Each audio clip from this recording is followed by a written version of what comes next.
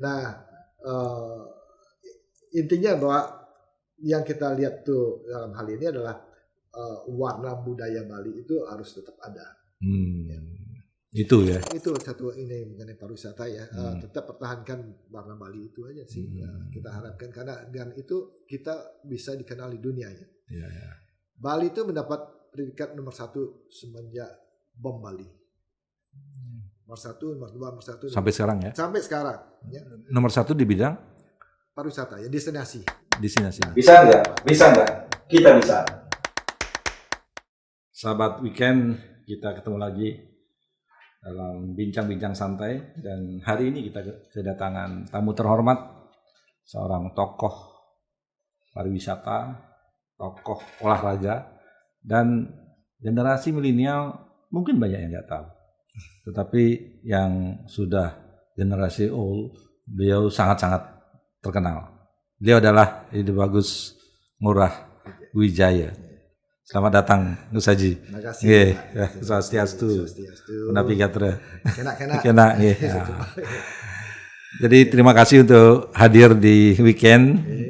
Dan podcast ini adalah untuk mengedukasi para generasi milenial agar mereka tahu bagaimana berproses. Gus Haji, banyak orang yang mengenal Gus Haji ya. Sosok yang sederhana, penampilannya juga sederhana, tetapi di balik kesederhanaan ini ada hal yang luar biasa. Menapi sebenarnya background Gus Haji nih. Ya, sederhana ya memang dari semua keluarga saya juga ya apa adanya gitu lah ya. Tidak, orang Jawa bilang neko-neko ya. Seadanya aja. Yang penting banyak teman, banyak kegiatan, ya, diisi hidup ini, yang 24 jam ini diisi dengan baik. Itu aja. Nah, Pimatan kegiatan? Mungkin saya udah tidak berkegiatan apa-apa, tapi saya mengisi hidup ini yang saya beranggapan bahwa saya masih ada. Kalau kita pakai timer, Pak, saya punya waktu timer itu 15 tahun. Nah, gimana 15 tahun itu saya ngisi sebaik mungkin supaya di kemudian harinya mendekati yang 15 tahun itu saya tidak banyak membutuhkan banyak orang. Maksud 15 tahun timer itu gimana? Ya, umur saya sekarang 70. Oh, 70. Ya. Wah, kelihatan masih 50-an ya. 15 tahun lagi kan 85 gitu lah. Lebih dari itu masih bonus lah ya. Oh ya, 70 tahun. Nah, sampai bisa mencapai umur 70 tahun ini. Ini kan sesuatu yang luar biasa. Ya. Bahkan kalau lihat tingkat harapan hidup ini sudah masuk kategori bonus. Tetapi masih strong. Nah, gimana perjalanan hidup Gus Haji dari kecil yang bisa nanti di-share lah atau di-sharing sama teman-teman ini? Saya lahir di Denpasar. Sebagian saya hidup di Denpasar, ya, sebagian lagi saya hidup di luar Bali. Saya waktu kecilnya sekolah tamat kanak-kanak saya di Surabaya. Karena orang tua saya di Surabaya, dia berbisnis ekspor impor ya, kain-kain pada waktu itu. Jadi kantornya dia tuh di Batam Merah dan kita tinggalnya di Jalan Prayodarmo. Nah, sekolah saya dekat situ, Santa Maria itu. Setelah itu orang tua saya tidak melanjutkan berbisnis ini, datang ke Bali membuat hotel. Hotel pertama dimiliki orang lokal Bali, itu tahun 55. Namanya di Sanur, namanya Hotel Segara Beach. Oh, Segara Beach itu hotel pertama ya? Pertama. Yang ada di Bali. Ya. Dan itu didirikan oleh orang tuanya Gus Haji. Ya. Wow, orang Bali ya, dimiliki orang Bali. Orang Bali. Ada Bali Hotel sih sebetulnya, tapi orang Belanda kan yang buat. Itu yang pertama. Nah, sebenarnya itu hidup saya ada di Denpasar gitu. Sampai kelas 5 SD gitu. Terus orang tua saya kerja harus menjual hotelnya karena Bung Karno minta hotel saya dijadikan hotel Bali Beach itu. Oh, Bali Beach yang sekarang ini? Sekarang ini. Ya. Jadi ya karena yang minta presiden dan teman baiknya dia juga, ya diberikan oleh dia. Cuma ya bapak saya dijadikan ini direktur gitu ya. Pindah ke Jakarta. Jadi SD saya di Jakarta, sekolah di Cikini, tamat di sana. Sudah itu di Jawa terus sampai bulan tahun waktu SMA kelas 1 saya pulang ke Bali. Sudah remaja lah ya. Remaja lah ya. Nah ya karena mungkin biasa di Jakarta hidup saya nakal juga. Jadi banyak pernah berapa kali naik kelas juga ya, harus sekolah ke Tabanan, balik ke Denpasar, sekolah di Slow dan sebagainya. Nah selesai itu ya saya sekolah ke Perancis itu. Nah itu masa saya sekolah dulu ke Perancis. Kuliah artinya kuliah. Iya, saya sekolah di sana, ke Swiss, ke Inggris juga selama 8 tahun. Jadi saya menetap di sana, pulang ke Bali, diberikan tugas sama orang tua saya untuk melanjutkan hotelnya. Terus menikah, terus hidup di Bali. Jadi mulai saat itu sudah menekuni menggeluti dunia pariwisata. Yang mengikuti orang tua saya ya. Dia banyak bergerak di bidang-bidang asosiasi pariwisata dengan Pak Gubernur untuk mempromosikan pariwisata, destinasi pariwisata. Kan itu aja sih orang tua saya sih ya. Terus Haji pernah jadi ketua Bali Tourism Board juga? Ya. Sebetulnya saya mendirikan itu Tourism Board ya. Sebelum Tourism Board itu ada Bali Village namanya. Saya bergerak banyak di bidang promosi marketing. Bali ini perlu satu wadah ya, untuk menyatukan semua industri di Bali ini untuk berpromosi ke luar negeri gitu ya. Bukan luar negeri tapi juga di Indonesia. Nah, waktu saya melakukan itu Bali Village ini cukup bagus ya. Dari tahun 95 sampai tahun 2007 mungkin ya. Itu saya memimpin Bali Village ini. Terus saya berpikir bahwa pada tahun 99 saya berpikir bahwa nggak mungkin Bali itu hanya dipromosikan aja tanpa dibenahi destinasinya.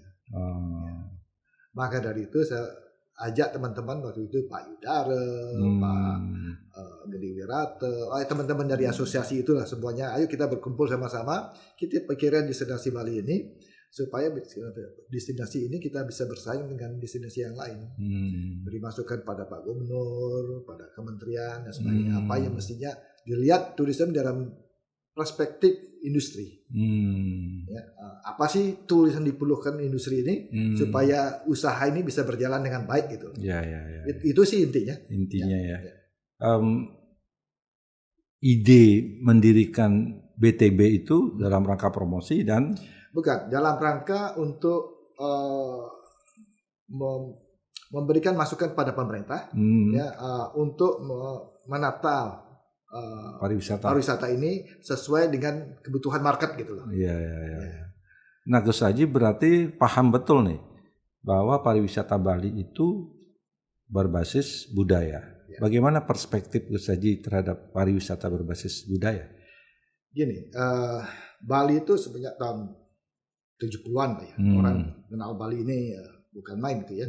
Satu destinasi tidak ada duanya di dunia. Yang membedakan itu adalah karena kita punya warna. Warnanya apa? Ya, budaya itu. Ya. Kalau infrastruktur dan sebagainya itu ada seluruh dunia juga ada kan. Pantai yang terindah pun di seluruh dunia juga ada. Ada. Tetapi budaya Bali itu betul budaya ya. Yang unik seperti Bali ini tidak ada duanya di dunia. Ya di Eropa pun ada budaya ya, ada budaya cara hidupnya mereka orang Prancis, orang Jerman, mereka juga punya ini. Tapi tidak sekental ini Bali itu.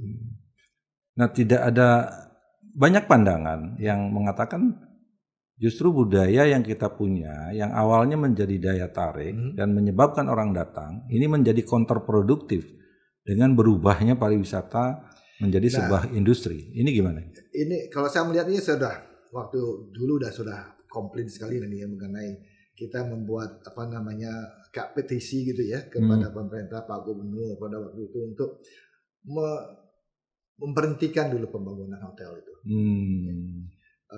Karena udah di luar kontrol gitu. Ya. Jadi apa yang saya pikirkan pada waktu itu, ini bukan budaya yang salah, tapi manusianya greedy, ya mau sesuatu yang lebih daripada yang lain gitu kan. Betul kan enggak ya? Pertumbuhan Bali itu harus merata di seluruh Bali, tidak hanya satu tempat aja. Yang dikenal oleh dunia itu kan Bali. Bukan Badung gitu, ya. Bukan Denpasar gitu. Di one island. Iya, Bali itu dikenal ya. Jadi harus membangun Balinya keseluruhannya, nggak bisa kita membangun satu sektor gitu. Nah, tapi didengar gitu. Ya Pak Gubernur kan inginkan itu, tapi ada otonomi daerah kan? Ya, masing-masing kabupaten ini. Ya. Ini yang susah otonomi daerah ini. Nah, kalau dibandingkan dengan pariwisata pada awal, anggaplah tonggaknya tahun 70-an ya. Dengan perkembangan yang terjadi saat ini, menurut pandangan Gus Haji gimana? Ya kita nih udah too much ya, udah berlebih-lebih lah. Berlebih-lebih ya. Itu sebetulnya tidak semestinya begitu. Lebihnya di mana?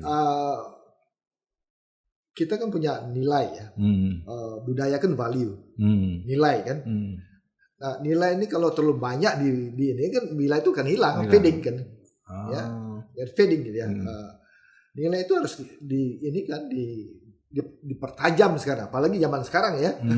Zaman sekarang itu justru yang ditonjolkan nilai itu ya nilai, ya warna itu. Karena kita nggak semuanya makan McDonald kan di seluruh dunia. Ya harus ada makanan yang berbeda, membuat orang itu tertarik ke sana kan. Itu kan. Jadi itu bagi saya sih sebetulnya ya. Warna kita harus kita perkuat. Nah sekarang untuk mengembalikan ke warna itu, pariwisata model apa? Agak susah ya. Menurut saya susah ya. Sebetulnya ya seberapa besar sih kita inginkan Bali ini? Seberapa ini?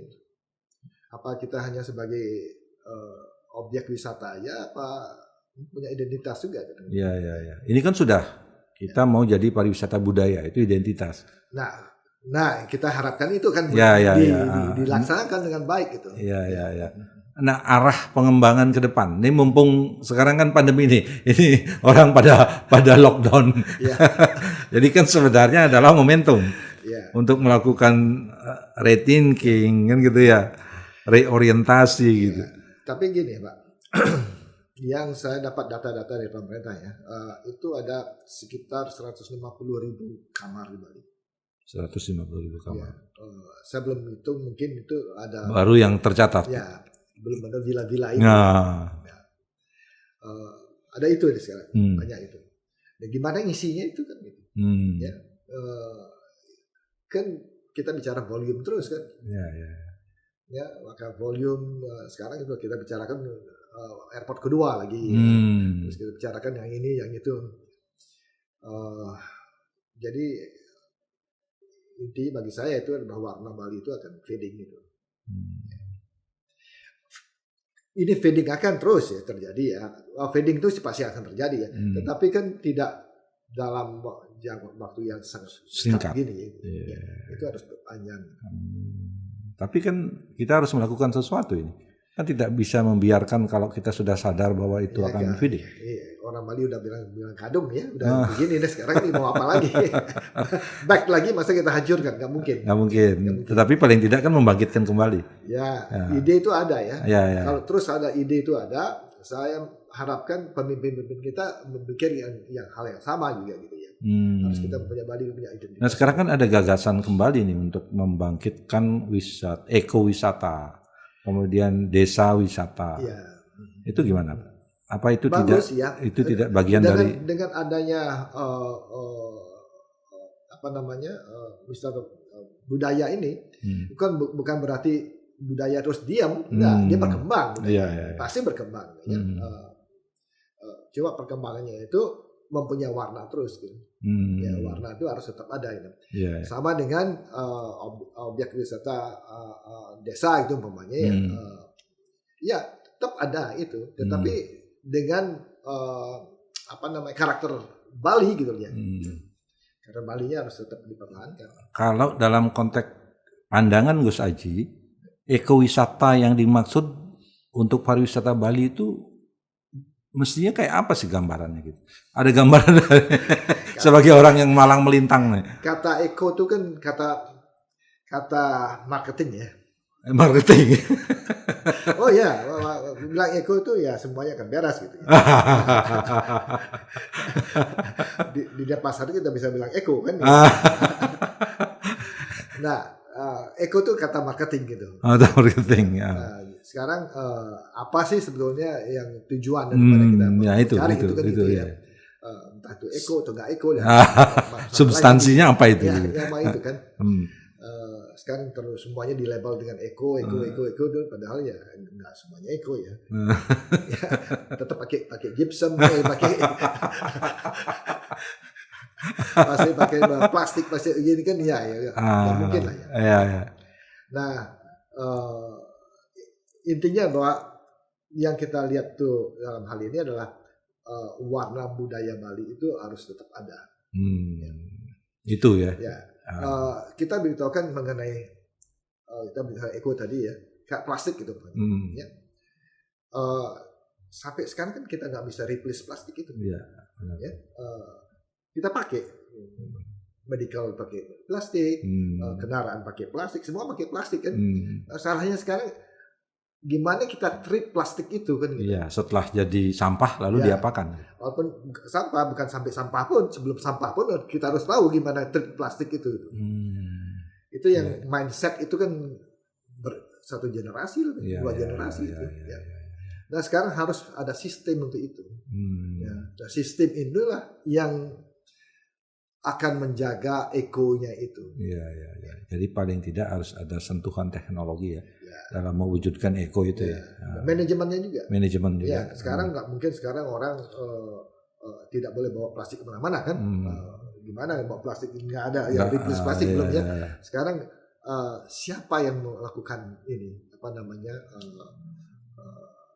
yang memanage plastik ini nanti kalau sudah sampai di masyarakat. Ya masalahnya kan di masyarakat ini sekarang, bukan pada waktu dibuat ke plastik itu. Benar. Ya waktu ada di masyarakat tuh. Di konsumen ya. Gimana caranya ini sekarang untuk bisa? Jadi paling tidak ada edukasi ya. Itu edukasi. Oke. Kalau saya bicara pariwisata dengan Gus Haji pasti nggak pernah habisnya. Saya ingin cari hobinya nih. Saya lihat senang touring. Apa sih hobinya ini? Sampai bisa umur 70 masih kayak muda nih. Keluarga saya berasal dari Tampangakso ya. Rumah saya itu satu family itu semuanya olahraga. Tidak ada, jarang kalau ada tuh yang bisa nari itu pasti istri-istrinya. Kalau nggak senang olahraga berarti ada kelainan. Semua olahraga tuh orang tua saya, kakek saya, paman-paman semua olahraga dulu ya. Saya juga begitu dari kecil udah suka olahraga. Iya, olahraga apa aja tuh? Macam-macam. Sekarang yang saya lakukan sekarang ya saya naik sepeda biasa, jalan kaki sama anjing sekarang. Teman saya anjing aja sekarang. Enak sama anjing, nggak protes dia. Ya, emang gitu. Binatang paling setia ya. Itu saya gym, itu aja sih kegiatan saya per hari ini. Dulu saya banyak bergerak di olahraga, di selancar angin. Saya membawa tim Asia ya, saya jadi official manager ya Asia untuk kompetisi di World Cup di Prancis. Kalau nggak salah ada salah satu atlet nasional. Ya itu hasil didikan saya Oka Sulaksana. Oke ya Pak Oke. Oh itu ada puluhan Oka Sulaksana sekarang. Bali itu terbesar yang mendapatkan pialanya dari selancar ya. Kemarin bisa juara PON, juara ya, ranking 4 ya. Juara dunia, Australia itu kan juara 2, dunia dia. Bagus aja yang jadi coachingnya, jadi manajernya. Dan saya membawa tim Asia nih, Indonesia, Malaysia, Singapura, Jepang, Cina, Taiwan, Thailand, semua saya bawa ke sana. Saya jadi tim manajernya. Berarti bisa selancar angin dong? Bisa. Layar, saya banyak layar. Di pantai dia banyak. Iya. Di samping itu olahraga yang lain? Apa ya, naik motor ya sekarang ini ya. Touring. Ya, suka motor apa ini? Saya naik motor, berhenti naik motor waktu saya mulai kerja. Dari tahun berapa ya, tahun 80 ya, sampai saya selesai di BTB ya, pensiun di BTB berhenti. Tahun umur 68, 69 saya berhenti kegiatan saya cerahkan semua anak-anak. Saya mulai touring Indonesia selama 2 tahun. Saya di Indonesia naik motor besarnya. Itu ada perkumpulannya? Enggak, saya berdua aja. Berdua sama teman keliling Indonesia 2 tahun. Sudah itu tahun 2019 saya keliling Asia. Asia itu dari Asia Selatan, Asia Tenggara, Asia Selatan, Asia Tengah, Asia Utara, sampai Asia Timur. Itu juga berdua? Berdua ya. Berdua. Jadi ke Rusia. Kenikmatannya di mana itu? Sampai berhari-hari ya? Ya saya suka ketemu orang. Teman saya banyak sekali, Pak Toto ada salah satunya. Teman saya dari paling bawah sampai Pak Menteri. Itu nggak ada kesulitan ya kalau keliling Asia? Kan harus lintas negara itu. Iya, lintas negara. Izin apa? Ya dipersiapkan semua. Jadi, kalau sakit gitu, kalau kendaraan rusak gitu. Iya, itu part daripada perjalanan kan. Iya. Artinya udah dipersiapkan lah. Ya, udah dipersiapkan lah. Wah, ini ternyata olahragawan bener. Bukan olahraga lah, itu suka explore aja. Iya. Sesuatu yang berbeda. Itu yang itu memberikan inspirasi juga ya. Ketemu dengan orang apa namanya Kazakhstan gitu, orang Kyrgyzstan gitu umpamanya. Kan berbeda ya. Ketemu dengan orang orang India, orang Nepal, orang Mongolia gitu, orang Rusia. Itu sampai berapa waktu? Itu 4 bulan. 4 bulan? Ya. Itu udah semua? Sudah semua negara? Ya, sudah. Pulang pergi lagi. Ya. Suka dukanya apa sih? Nggak ada sukanya? Nggak ada dukanya? Sama aja sih. Sama aja ya. Ya. Sekarang saya selalu persiapkan untuk melanjutkan perjalanan saya dari Ushuaia. Ushuaia itu kota yang paling selatan di Amerika. Menuju ke Alaska. Oh, itu berapa kilometer? Itu sudah 60-an ribu, mungkin lebih ya. Itu sendiri. Sendiri. Nggak takut? Takut kan ada di otak ya. Sendiri loh. Sendiri. Kan kalau istilah Balinya kan selalu ada bengangnya itu kan panjang itu.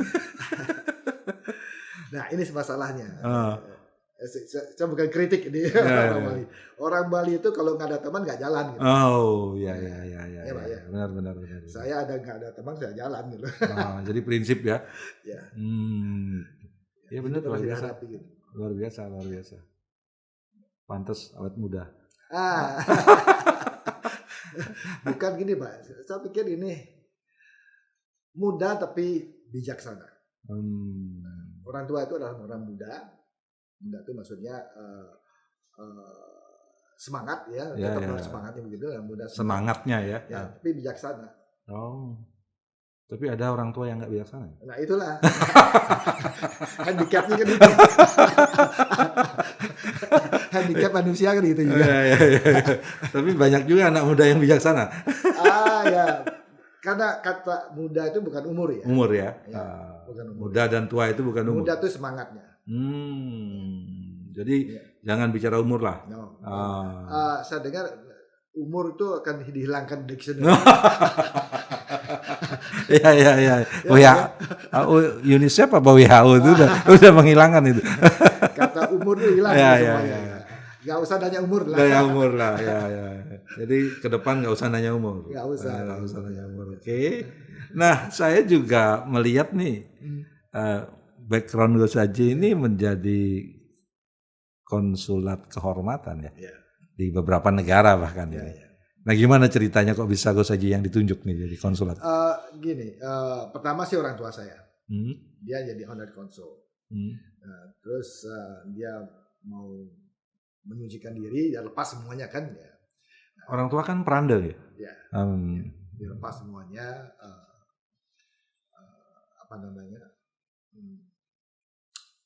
jadi diberikan pada saya, gitu, rekomendasikan ke saya.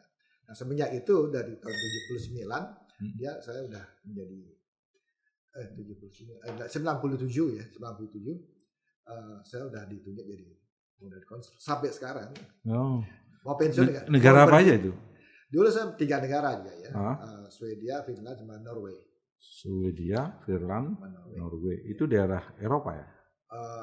Skandinavia. Ya. Skandinavia itu ada kayak EU itu modelnya ya. Mereka ada perjanjian antara negara itu. Iya. Apa tugasnya itu?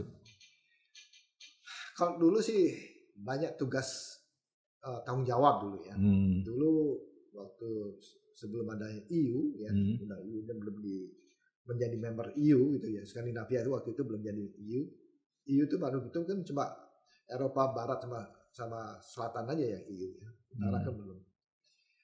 Itu tugas saya itu pasti membantu orang Swedia yang ada di sini, ada kesulitan macam-macam. Ya, umpamanya kriminal, ada juga kan ya.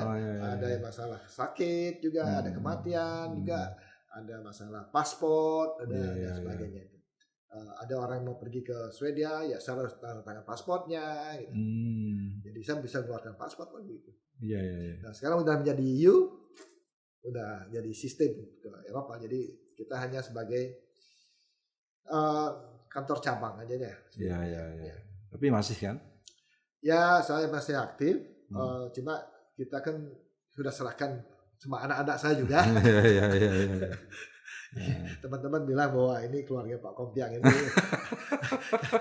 konsulnya beranak pianak ini. Konsulat keturunan. Tapi kan kepercayaan itu. Ya kepercayaan. Iya kan. Kan kalau nggak dipercaya. Ya nggak mungkin. Ya.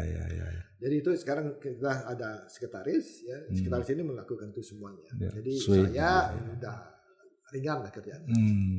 Nah ini tempat yang tadi diceritakan ini kan sekarang sedang rame-rame nih tetangga Rusia sama Ukraina ini. Gimana pandangan Gus Haji ini? Ini berarti sudah bicara politik luar negeri nih. Apa yang saya tahu aja. Ya ini. Ini persepsi ya. Ini persepsi. Ini bukan mewakili siapapun. Ini pandangan. Iya. Saya melihat ini ya. Rusia ini Putin ya itu namanya. Dia sudah memperingatkan kepada negara Barat ya. NATO itu jangan sampai dekat dengan Rusia gitu kan. Bekas-bekas ex-nya Soviet gitu ya. Perlu kita ingat bahwa Rusia itu sekarang bukan komunis kan. Dia tuh apa yang saya lihat sekarang Rusia itu menjadi nasionalis sih sekarang. Ya, rasa nasionalis ini tebal sekali ya, Rusianya itu. Iya. Itu udah diperingati. Makanya waktu zaman presidennya itu dikudeta di Ukraina, kan Ukraina jatuh presidennya dulu kan dikudeta kan ya dia. Sama yang sekarang. Sama Amerika lah belakangnya itu ya. Peristiwa Maidan itu kan presidennya Ukraina lari ke Rusia kan, karena di demo karena ini semuanya. Kalau saya melihat itu persis peristiwa Indonesia tahun 65. Modelnya gitu. Iya. Jadi kan ada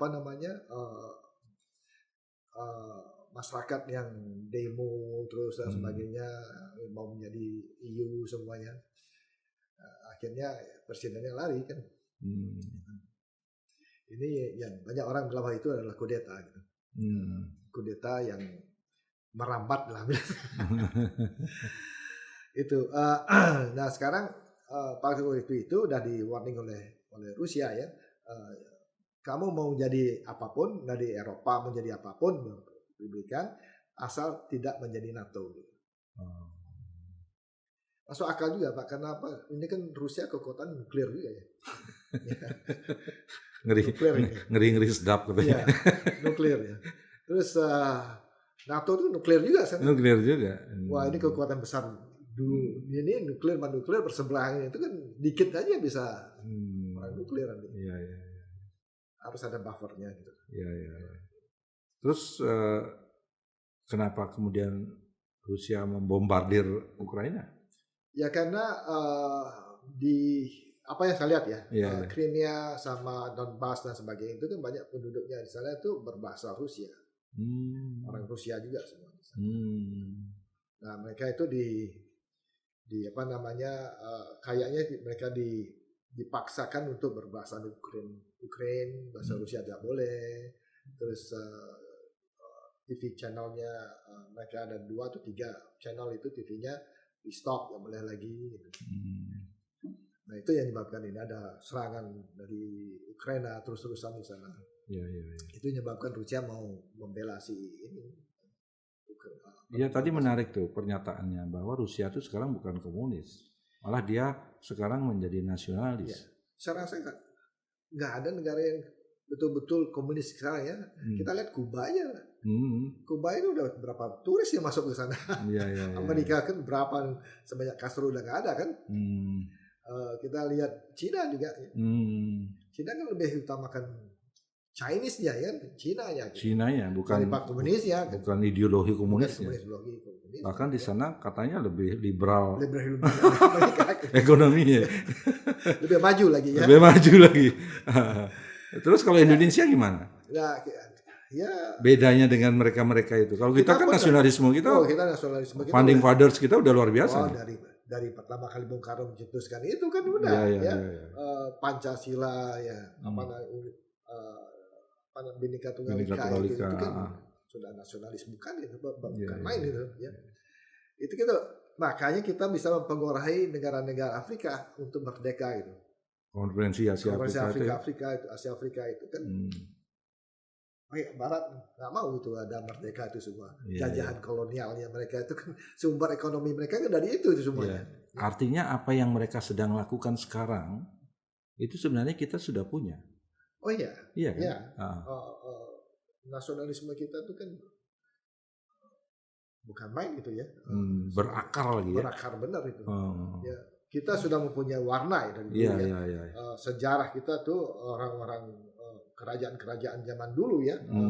Itu sudah berkomunikasi dengan baik nih dengan suku-suku ini. Ada suku Jawa, suku Sunda, suku Bali, suku ini berkomunikasi dengan baik ini kan. Ya, terjadilah trading ini. Ya, kita lihat aja sekarang di Bali ini kan banyak ada raja-raja di Bali ini mengawinin banyak permaisuri dari Jawa kan. Banyak Muslim bisa hidup di sini, dan sebagainya. Ya itu nasionalis kita kan. Ya, kita udah punya itu. Nah, apa yang harus kita lakukan untuk menjaga ini? Ini penting. Jadi ketika perang Rusia ini menjadi sebuah pembelajaran bahwa sangat mereka itu sebenarnya sedang bicara nasionalisme. Ya. Hal yang sama mungkin Cina atau yang lain. Sama. Kita lihat sekarang Cina dengan Taiwan itu kan. Nasionalisme itu ya? Iya. Dia bilang Taiwan itu juga orang Cina juga. Iya. Nah untuk Indonesia sekarang yang kita sudah punya seperti tadi disampaikan, ini kan menjaganya ini, kemudian menginspirasikan anak muda kita ini penting ini. Oh ya, tetap kita harus punya warna ya. Warna itu warna Balinya harus kental, warna Jawanya harus kental, Sumatera semua kental itu semuanya di dalam kebinekaan ini. Jadi Bhinneka Tunggal Ika itu sebenarnya sebuah slogan yang luar biasa ya, memberikan ruang. Ya, semuanya ada di situ. Ya, tidak ada perbedaan atas tinggi rendahnya suku bangsa di suku semua jadi satu apapun gitu. Oke. Cara kita berpakaian aja udah berbeda ya. Ada orang Sumba sama orang Bali. Ya. Jadi kalau itu diseragamkan kan susah. Kacau ya. Yang salah kita ini kan menseragam. Kan dengan Amerika. Iya. Amerika itu kan menerapkan demokrasi di mana-mana. Ya, demokrasi ala Amerika dengan kita ini berbeda ya. Oh gitu ya? Ya iyalah. Ya. Roots kita beda. Ntar malah kita dibilang nggak demokratis. Ya enggak lah. Ada cara-cara kan. Iya, ya. Masa kita ngikutin muka kita udah berbeda, kulit kita beda, semuanya beda. Budaya juga beda. Budaya. Kita adaptasi mereka nggak mungkin. Tapi kita kan sudah negara demokrasi. Ya demokrasi ala Indonesia kan. Ya. Seperti apa demokrasi ala Indonesia? Ya seperti sekarang ini. Oh iya. Seperti sekarang ya. Seperti lagi hidup kan, sedang diperjuangkan oleh kita semua kan. Iya. Nusantara dan sebagainya. Kan. Jadi itu udah digali kembali kan oleh pemerintah sekarang. Gotong royong. Ya. Musyawarah mufakat. Kan begitu ya. Jadi tidak ada mayoritas minoritas. Ini kekuatan demokrasi kita yang harus kita bangun ya. Iya. Nah, terakhir ini karena kita ingin juga mengedukasi kepada sahabat weekend yang notabene para milenial, apa yang harus mereka lakukan ini? Satu, untuk pariwisata, kedua untuk bisa berkembang maju dan bertahan seperti Gus Haji, yang ketiga mungkin terhadap nasionalisme kita. Pariwisata mungkin ya. Kita bicara pariwisata, kita bicara teknologi juga ya. Harus kita kuasai. Harus kita kuasai. Knowledge itu harus kita kuasai. Kita harus selalu menjadi leader gitu ya. Belajar semuanya itu. Itu satu ya.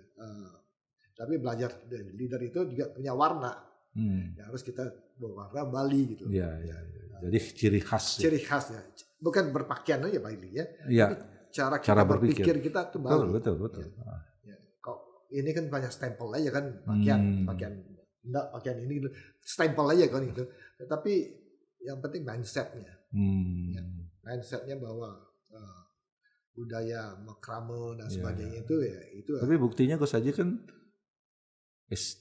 TK-nya di Surabaya, SMP-nya di Cikini, SMA-nya di Bali, kuliahnya di Perancis, tapi tetap orang Bali. Ya, saya banyak kegiatan. Kan ini yang penting kan? Di Banjar ya, itu saya banyak sekali ya. Saya bawa dulu waktu amal ya, waktu galungan, waktu apa gitu ya. Itu kan ada amal zaman dulu kan. Iya. Jadi ya saya bawa teknologi juga, saya buat fashion show pertama kali di Banjar. Buat karaoke pertama kali di Bali itu tahun berapa? Tahun 80-an Pak. Ya tapi tepat yang kerjaan itu ya kita semua, dan kebetulan orang-orang di Banjar itu semua banyak kan kerja di hotel. Jadi kan enak ya. Match ya. Terus berikutnya untuk itu satu ini mengenai pariwisata ya. Tetap pertahankan warna Bali itu aja sih. Kita harapkan, karena dengan itu kita bisa dikenal di dunia ya. Bali itu mendapat predikat nomor 1 semenjak bom Bali. Nomor 1, nomor 2, nomor 1. Sampai sekarang ya? Sampai sekarang. Ya. Nomor 1 di bidang pariwisata ya, destinasi. Destinasinya. Nah, kenapa Bali itu selalu mendapat destinasi nomor 1? Nah, itu Pak harus pertanyakan. Bukan karena infrastrukturnya, bukan karena hotelnya, bukan. Karena value for money. Value for money. Value for money itu maksudnya gini. Dalam satu hari itu dia bisa melihat banyak objek. Itu value for money, Pak. Jadi entah itu harganya mahal atau murah. Lain masalahnya. Saya dalam satu hari kalau saya ke Ubud itu banyak objek yang bisa saya lihat gitu. Dan satu dengan yang lainnya ada nilai yang berbeda. Itu yang menyebabkan kita mendapatkan the best island. Bukan karena murahnya, bukan karena hotelnya, tapi objek wisatanya itu yang menyebabkan itu. Nah, pertahankan itu. Terus untuk yang berikutnya apa tadi itu? Biar bisa seperti ini. Kan semua harus berproses. Selalu berpikiran positif, Pak. Selalu berpikiran positif. Ini salah satu, Pak. Untuk kita semua nih ya. Apa yang saya pikirkan, mungkin saya salah atau mungkin saya benar, saya nggak tahu ya. Saya dengan istri saya kan hidupnya sudah bertahun-tahun. Istri saya memberikan saya anak saya memberikan anak lagi, udah punya cucu dan semuanya udah selesai gitu. Hidup saya udah betul komplit lah, selesai gitu ya. Anak-anak udah kerja dan sebagainya. Sekarang ini saya sama istri saya belajar pisah nih sekarang. Ya. Karena banyak saya lihat ditinggal sama suami atau sama istri itu merana. Sekarang belajar pisah. Harus belajar pisah. Belajar pisah, ya bahkan 15 tahun. Kita belajar pisah nih sekarang nih. Makanya saya sering pergi ke sana kemari. Istri saya juga punya lingkungannya sendiri, dia pupuk lingkungan sendiri. Dan suatu saat umpamanya kita nggak sama-sama ya, dia bisa survive. Tapi kan anak muda belum ngumpul, gimana misal? Makanya saya bilang untuk kita semua nih. Kita semua. Nah, ini untuk anak muda biar bisa survive nih. Anak muda kan suka ngeluh. Maaf ini ya, bukan menjudge ya. Tetapi kan spitting spiritnya juga. Ya, sekarang mumpung anak muda nih lagi fighting untuk hidupnya. Ya fight aja terus. Fight ya. Bersama-sama dengan keluarga, dengan istri sama anak tuh. Semua kita harus fight sama-sama kan itu. Tapi pada waktunya harus kita siapkan. Ya, kita serahkan pada ada tahapan next generation. Nah, kita mulai belajar. Nah, untuk nasionalisme itu ya. Kalau kita sudah punya warna Bali ya pasti nasionalisme. Nasionalis ya. Pastilah ya. Jadi kita harus bangga lah ya dengan apa yang kita punya. Apa yang saya bawa. Ini motor saya ini sekarang. Pak, motor saya itu tulisan Bali. Deka tetap. Yang keliling dunia itu. Yang keliling dunia ini Deka sama nama Bali. Bangga menjadi orang Bali. Iya. Wow, luar biasa ini. Terima kasih Gus Haji Ngurah Wijaya sudah hadir dan memberikan inspirasi untuk anak-anak muda kita. Mudah-mudahan diberikan kesehatan dan hobi jalan terus. Mudah-mudahan saya bisa sehat ya. Salam untuk keluarga. Sahabat weekend itu bincang-bincang santai kita dengan Gus Haji Ngurah Wijaya. Mudah-mudahan ada manfaatnya untuk kita semua. Bye-bye.